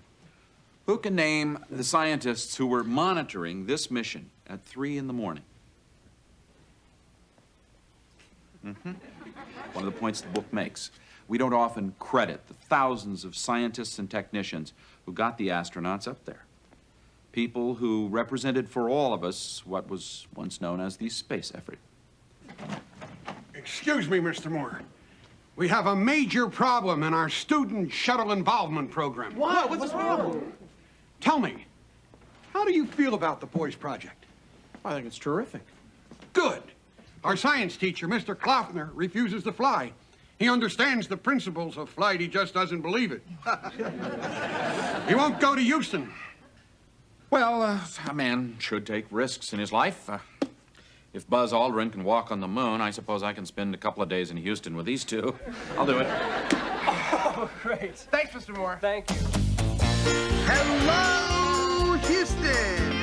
Yeah! You okay, Arvid? Your face is about the same color as your frog. Yeah, I shouldn't have eaten the chicken Vesuvius. I think it's about to erupt. Here we are! Gosh, Mr. Moore, the first stop on the way to the moon, the planets and beyond. Do you feel something? Well, it's starting to get to me. This is pretty exciting. Huh, it fell over. I'll probably get blamed for that. That's the Saturn V rocket, the biggest one ever built. They would have used it for Apollo 18 if there'd been another mission. Very impressive, Arvid. I knew that.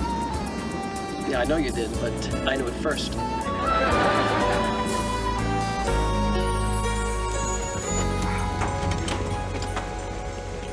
Wow! Wow! Arvid, not yet. These are just buildings. Okay, we'll be back in about 5 minutes. You wait here, thanks. Okay, guys, let's go.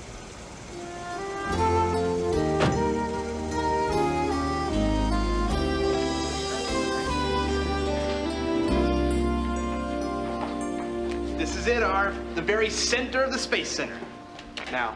Wow! Hi. I'll bet y'all here for the student shuttle program. Well, didn't pass for astronauts.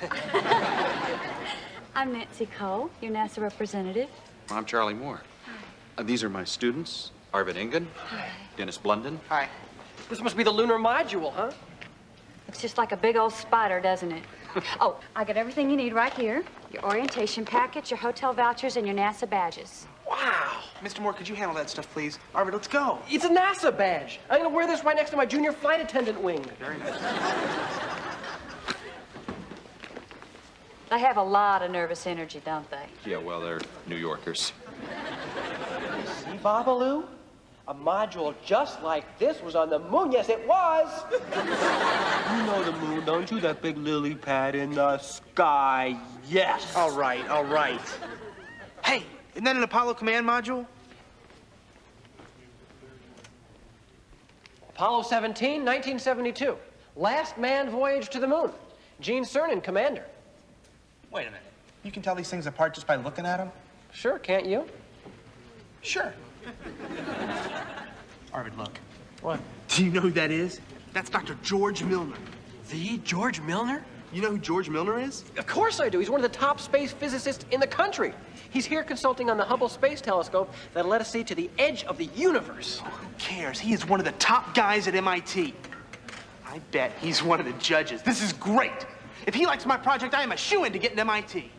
If he likes my project? Here, get a shot of me with Dr. Milner in the background. Excuse me, if he likes my project? I didn't say that. Actually, I think that's what I heard.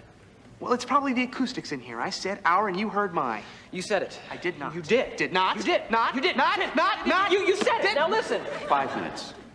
We haven't been in the Space Center 5 minutes, and you guys are already doing Moe and Curly. Excuse me, Mr. Moore, I just have to say... Excuse me, Arvid. I'm just suggesting that you focus your energy on your project. After all, you're due to present it first thing in the morning. Right, but... Right. Did not.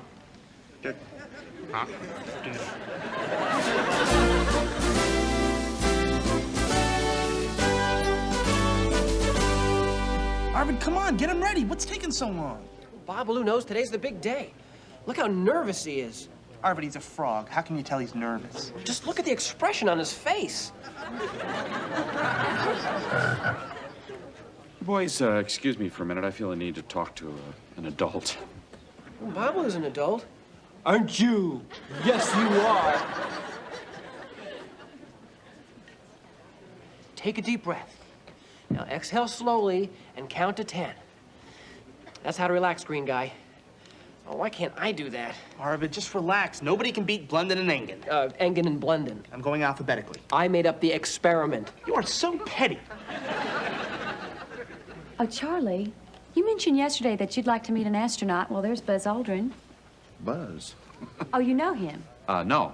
Yeah, I would like to meet him. Oh, okay. Come here. Excuse me. Buzz? Yes, Nancy. Hi. I would very much like for you to meet Mr. Charlie Moore. He's a teacher here with the science competition. It's a great pleasure to meet you, Colonel. A pleasure indeed. Pleasure, real pleasure. It's nice to meet you too, Charlie. Forgive me. I'm probably talking as though you're carved on the side of Mount Rushmore. It's just because you were once on the moon. I know. I remember. Good. Well, I mean, I do too. Summer of 1969, really only two things happened. I have never forgotten the sight of you and Neil Armstrong walking across the surface of the moon. And what was the other thing? Woodstock. You know, reading your book, though, I was struck by your admission of fear when you were planting the flag. Yes. Well, we were hoping that it wouldn't fall over. We could only get the flagpole in a couple of inches. But it stood up, and I saluted it. Look who's with Mr. Moore. Buzz Aldrin. Hey, look who's behind Buzz Aldrin. George Milner. Dennis, I'm warning you. Arvid, you got nothing to worry about. Okay. They're looking this way. Just be cool. Right. Fellas, I think we've got a real treat for you here. Astronaut Buzz Aldrin. Colonel Aldrin, these are my students, Arvid Engen and Dennis Blunden. You walked on the moon! I might be standing with someone with footprints in the moon dust. You walked on the moon. Colonel Aldrin, I'll never forget the feeling of exhilaration, the pride, the lump in my throat that I felt when I first saw you set foot on the moon. But that was 1969. You weren't born yet. Well, it was a rerun, but I still went lumpy. Boys, this is Dr. George Milner from MIT. MIT? No kidding? What a surprise! Dr. Milner, it's an honor to meet you. My name is Dennis Blunden, and your work with the Hubble telescope is, what can I say, sir? It's inspiring. Oh, you know about the Hubble? Know about it? I love the Hubble. In fact, you want a coincidence? Hubble is my middle name. I thought it was Clarence. Why don't we start the presentation? I thought we began. Ladies and gentlemen, I'd like to present Babalu Ferrigno, our amphibia Anurarina catspiana, better known as a bullfrog who can actually bench press his own body weight. The way I see it, sir, the elasticity of a muscle fiber can be compared much to that of a rubber band. At zero gravity, I feel that muscle fibers might...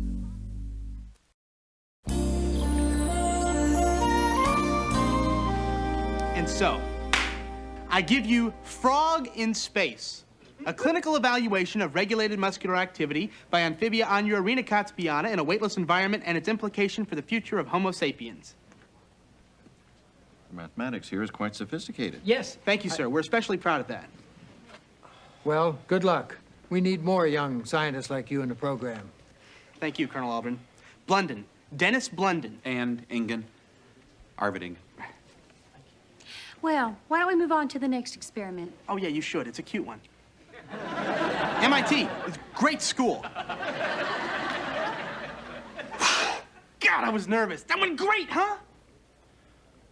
Aren't you going to say something? Dennis, I hate you. What are you talking about? I gave a killer presentation. You pushed me aside. You don't even understand the math I did. You did it again, Dennis. You took credit for everything. Okay. I realize I did talk a little more than... A little more? I'll straighten this out, okay? I promise. You promise. You know, Dennis, your promises have a tendency to be broken before you make them. Not this time. I swear. Okay. I'll give it another try. Not for me, but for Babalu. I don't want him to come from a broken home. Tell you what, guys, instead of just hanging out waiting for the judges to make their decision, we could join Ms. Cole. She's giving a tour of the space station mock-up. You want to do that? Sure. Sure. Here it is. Space Station Freedom. A permanent space research laboratory with modules provided by Japan, Europe, Canada, and the USA. It'll take up to 20 shuttle trips to complete it, starting in 1995. Arvid, you know quite a bit about this, don't you? More than some people are willing to admit. Ready to go in? Arvid? Yes, yes.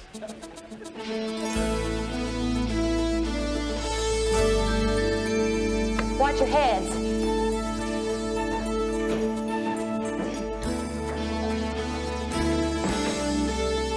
Okay, everybody, excuse me. Everybody, let's gather around here. These are the living quarters known as the HM. The habitation module. Yes, thank you, Arvid. As you can see, each crew compartment is only about the size of a telephone booth.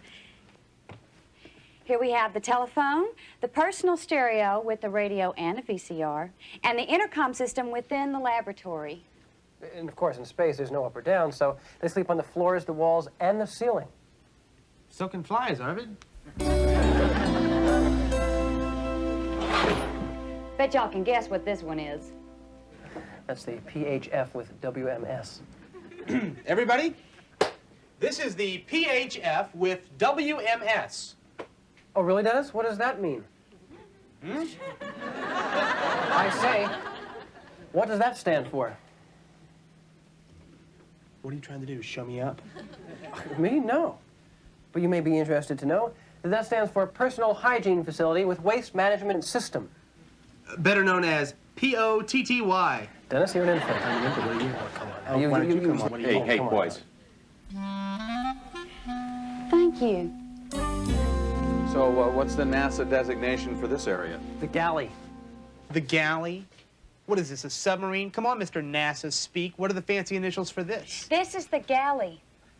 You'll notice there are no chairs. You have to hook your feet under those little loops under the table in order to stay in place. So in the dining room, I guess you'd hook your feet to the chandelier.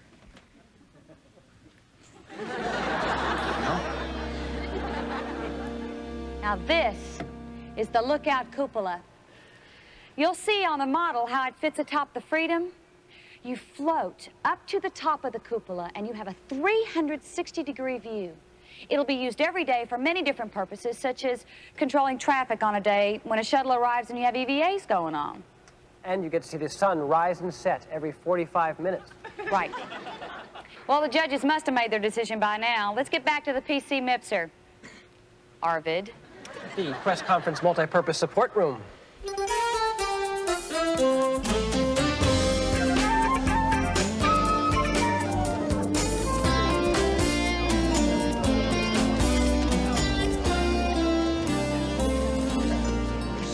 This is it, Babalu. Cross your little web fingers. And now, to announce the winner of our Student Shuttle Involvement Program, it is my honor to introduce to you astronaut Buzz Aldrin.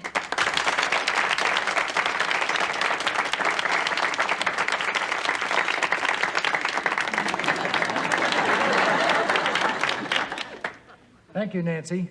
Congratulations to all our young scientists. Unfortunately, there's only room for one experiment on the space shuttle. And that one will be Frog in Space, Dennis Blunden and Arvid Engel.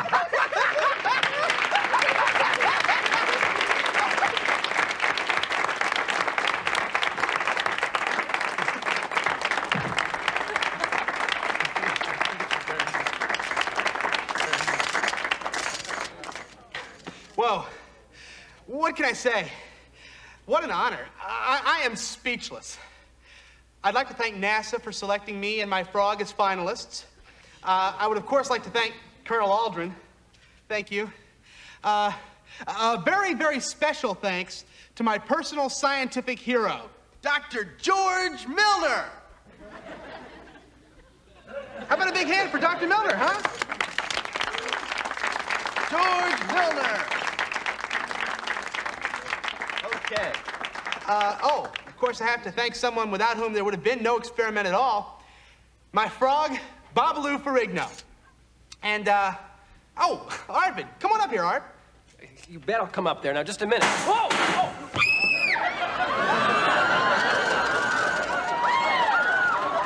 Remain calm! You're in no personal danger! Return to your seats! Remain calm! Please remain calm! I can't take him anywhere.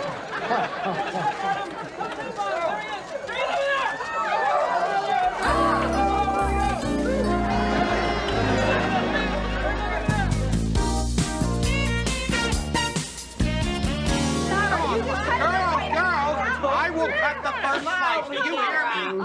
Up with the sign. Up, get it up. Come on, Simone, get in the spirit. How often do two of your fellow students get their science project on the shuttle? I'm thrilled for them, really. I'm just not a hat person. Hey, I'll wear Dr. Samuels. I think it looks funky fresh. Funky? I don't like funky. That's not funky. What about stupid? The eagle has landed!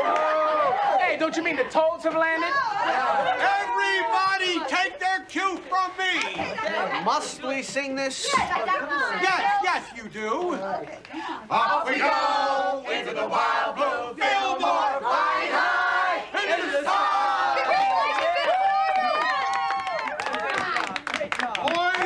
Boys, I'm proud of you. In a few weeks, you'll return to Houston, where you'll place your experiment aboard the shuttle. Now, what do you say to that? I say we're not going back to Houston, and there isn't going to be any experiment.